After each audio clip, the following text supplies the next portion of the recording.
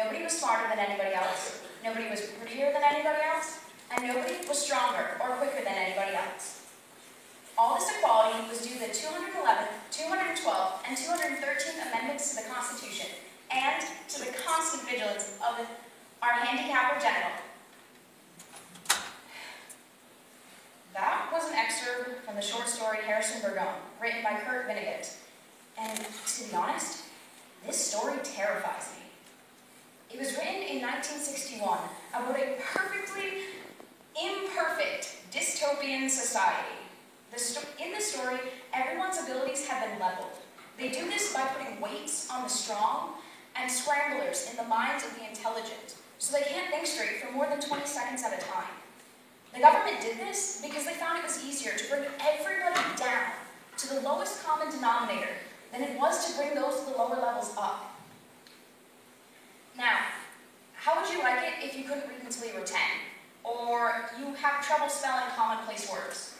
I'm dyslexic, and that's something I have to struggle with every day. But I would never wish my hardships on another person. Yes, I will always spell bad. Yes, I will never succeed in my dream of winning the National Spelling Bee. And yes, I will never be a human dictionary. You know something? That's okay. Not everybody was made to be a mathematician. Not everyone's going to be an astrophysicist. Not everyone will sing on Broadway. We are not equal. We are not the same. And it's fantastic. The main thing about being dyslexic is, I think, in the third dimension, which, as it turns out, is a trait common by geniuses in all fields.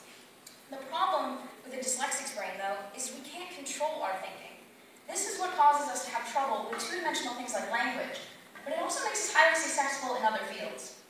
For example, I'm a creative artist. I do well on stage, both singing and acting, and I'm pretty good at remembering things. If everyone was equal, I wouldn't be worse off at spelling than anybody else. But I also wouldn't be more creative. If we obtained equality by bringing everyone down, like they did in the story Harrison Burgone, then we'll have the attention span of a goldfish, and society would never progress because we'd be in a constant loop.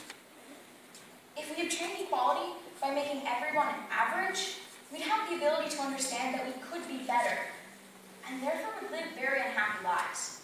And finally, if we obtain equality by making everyone the best, well, to quote Disney's The Incredibles, when everyone's special, no one is.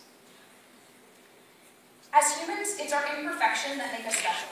Our flaws, our struggles, and our ability to overcome them which makes us unique.